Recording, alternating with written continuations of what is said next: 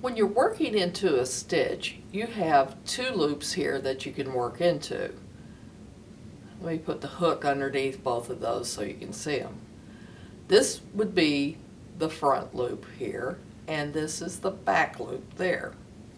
So when you're told to work in the back loops only of a stitch, you go right where it says, into the back loop, and work whatever stitch that you're instructed to do.